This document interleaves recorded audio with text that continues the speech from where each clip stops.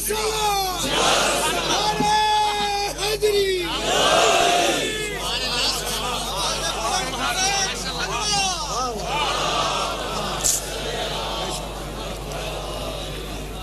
قرآن کی نگاہ میں، یعنی میں کہنا یہ چاہ رہا ہوں کہ کتاب الہی میں اساس علم توحید ہے.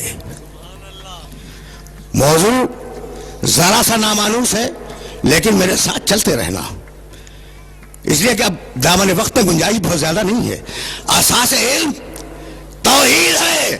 اب میں کیسے اپنے سننے والوں کی خدمت میں عرض کروں کہ معصوم کی خدمت پہ ایک شخص آیا اور کہنے لگا کہ فرزند رسول یہ سورہ قل هو اللہ احد ہے کیا؟ یہ سورہ قل هو اللہ احد یہ کیا ہے؟ بھائی سنو، معصوم نے کہا سیکونون فی آخر الزمان اقوام متعمقون. آخر زمانے میں جب زمانہ آخر ہو جائے گا تو بڑے متعمق اور گہری سوچ رکھنے والے لوگ پیدا ہوں گے. یہ سورہ اللہ نے ان کے لیے نازل کیا ہے.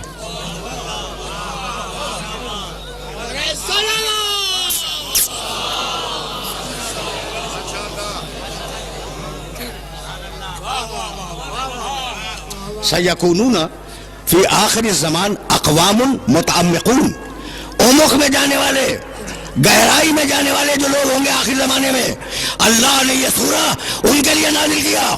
بھائی بہت توجہ رہے. جانتے ہو کہ اس سورہ کا شان نزول کیا ہے؟ یہودی آئے اور یہودیوں نے آنے کے بعد رسول اللہ سے کہا کہ یا رسول اللہ آپ ذرا اپنے اللہ کا شجرہ نسب بیان کریں.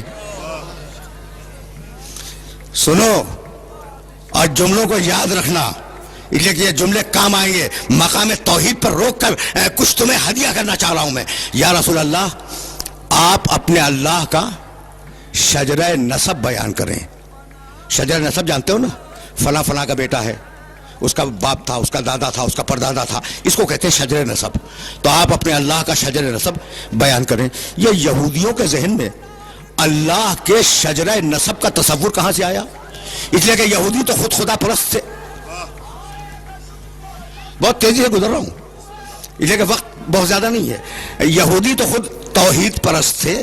یہ ان کے ذہن میں شجرہ نسب کہاں سے آ گیا اللہ کا؟ تو اگر قدیم صنمیات کی کتابیں دیکھو، یہ صنمیات کا لفظ جو ہے نا، اس کا انگریزی ترجمہ ہے مائتھولوجی، یعنی کس قوم میں کون سے بت تھے، ان بتوں کا شجرہ کیا تھا، وہ کس دیوی کے پیٹ سے پیدا ہوئے، وہ کس دیوتا کے صلب سے نکلے. یعنی صنمیات ہندوستان کے ہوں یا صنمیات یونان کے، اس پر مستقل کتابیں پائی جاتی ہیں. ٹھیک ہے نا؟ تو مشرکین کے پاس دیوتاؤں کے شجرے تھے. سمجھ رہے ہو بات کو؟ بہت بہت پڑھے لکھے لوگ میرے مخاطب ہیں. مشرکین کے پاس دیوی، یعنی تمہیں ملے گا کہ فلاں دیوتا فلاں دیوی کے پیٹ سے پیدا ہوا تھا، تو شجرے تو تھے نا. تو اب وہ جو پوچھنے آئے کہ آپ کے خدا کا شجرہ نسب کیا ہے، تو وہ اس سوال کرنے نہیں آئے تھے، نبض دیکھنے آئے تھے کہ یہ دین اسلام مشرکوں سے آیا ہے یا اللہ سے.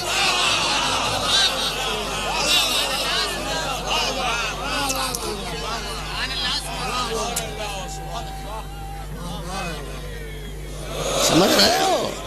وہ نبض ٹٹولنے آئے تھے کہ پوچھو یا رسول اللہ آپ کے اللہ کا شجر نسب کیا ہے. تو اگر انہوں نے شجر نسب بتا دیا تو یہ مشرکوں کی ایک نئی شکل ہوگی، اسلام شرک کی ایک نئی شکل ہوگی. اور اگر کچھ اور بتا دیا تو پھر ہم غور کریں گے. تو آپ کے بھائی توجہ رہے، آپ کے خدا کا شجر نسب کیا ہے؟ اب جواب آیا، بسم اللہ الرحمن الرحیم، قل هو اللہ احد. کہہ دو کہ وہ اللہ، وہ کون جس کے متعلق سوال کر رہے ہو؟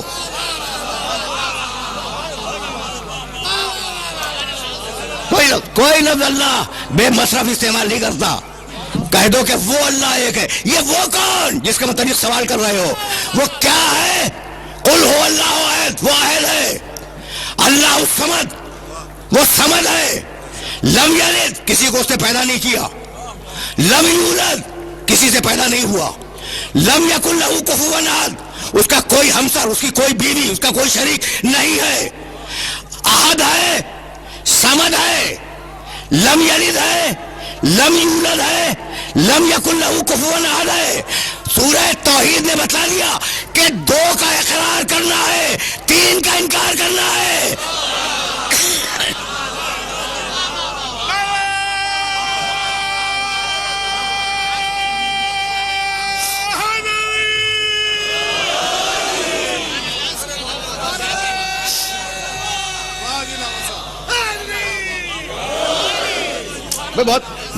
بہت سامنے کی بات ہے نا کہ قل هو اللہ احد، اللہ الصمد. وہ احد ہے، وہ احد ہے، وہ صمد ہے. 2 کا اقرار کرو. لم یلد انکار کرو، لم یولد انکار کرو، لم یکن لہ کفوا احد انکار کرو. تو 2 کا اقرار کرو اور 3 صفتوں کا جو اس میں نہیں ہے ان کا انکار کر دو کہ یہ صفتیں اس میں نہیں پائی جاتی. لم یکن لہ کفوا احد، اس کا کوئی کفو نہیں ہے. کفو کے معنی کم از کم یہاں پر ہمسر کے ہیں، بیوی. کوئی بیوی نہیں ہے. جب بیوی نہیں ہے تو پھر اولاد بھی نہیں ہے. بھائی تصور خاندان کا پہلا تو یہیں سے پیدا ہوتا ہے کہ ایک باپ ہو، ایک بیٹا ہو، ایک اس کی ماں ہو.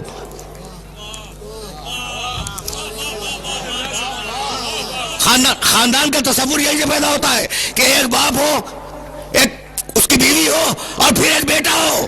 تینوں کی نفی کی. بھائی توجہ رہے، لم یکن لہ کفوا احد، بیوی نہیں ہے. جب بیوی نہیں ہے تو بیٹا کہاں سے ہوگا؟ بھائی بہت توجہ رہے، لم یکن لہ کفوا احد، کوئی کفو نہیں ہے. کفو کے معنی ہمسر، کفو کے معنی برابر، کفو کے معنی زوجہ. اگر یہ لفظ ذہن میں آ گیا تو اب مجھے اجازت دو کہ میں اپنے پیغمبر کی ایک روایت سنا کے آگے بڑھ جاؤں. کفوون کے سلسلے میں کفو ہمسر، کفو شریک زندگی، کفو زوجہ، کفو شوہر، دونوں کے لیے کفو کا لفظ ہے. کہنے لگے میرے نبی کہ لولا علی لما فاطمہ تا کفون، اگر علی نہ ہوتا تو فاطمہ کو کوئی کفو نہ ملتا. وہ خدائی میں یکتا، یہ بندگی میں یکتا.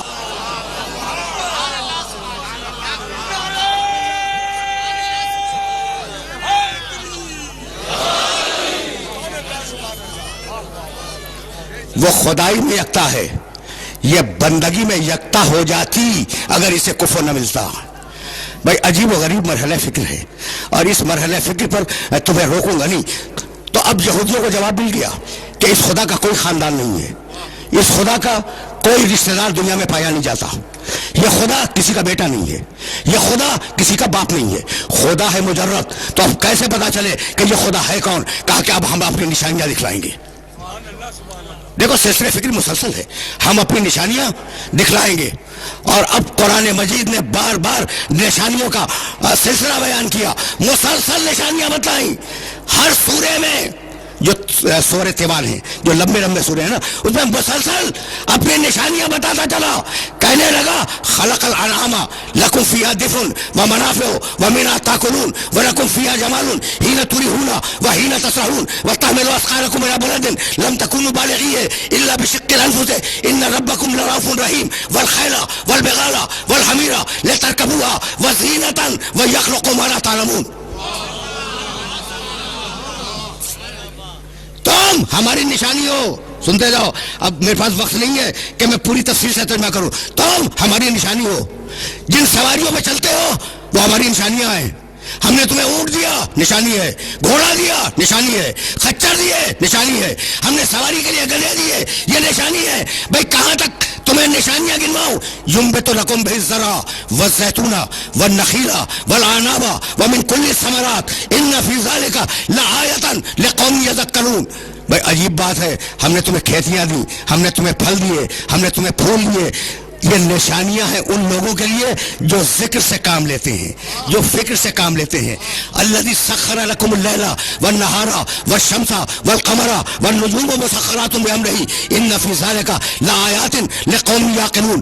ہم نے سورج کو تمہارے لیے مسخر کیا، چاند کو تمہارے لیے مسخر کیا، زمین کو تمہارے لیے مسخر کیا، آسمان کو تمہارے لیے مسخر کیا، ستارے اپنے کنٹرول میں رکھے. ہم نے اس میں نشانیاں رکھی ہیں ان لوگوں کے لیے جو عقل سے کام لیتے ہیں. علم ترو ان اللہ، بھائی اگر ان ان آیات کو ذہن میں محفوظ رکھ سکو تو محفوظ رکھتے چلے جاؤ. اس سے پہلے کی ایک آیت پڑھ دوں. وَأَوْحَىٰ رَبُّكَ إِلَى النَّحْلِ أَنِ اتَّخِذِي مِنَ الْجِبَالِ بُيُوتًا وَمِنَ الشَّجَرِ وَمِمَّا يَعْرِشُونَ ثُمَّ كُلِي مِنْ كُلِّ الثَّمَرَاتِ فَاسْلُكِي سُبُلَ رَبِّكِ ذُلُلًا يَخْرُجُ مِنْ بُطُونِهَا شَرَابٌ مُخْتَلِفٌ أَلْوَانُهُ فِيهِ شِفَاءٌ لِلنَّاسِ إِنَّ فِي ذَلِكَ لَآيَةً لِقَوْمٍ يَتَفَكَّرُونَ. ہر پھول سے لے، شہد کی مکھی ہر پھول سے لے، ہر پھول سے رکھ لے، لیکن جو شہد بنے وہ شفا ہو.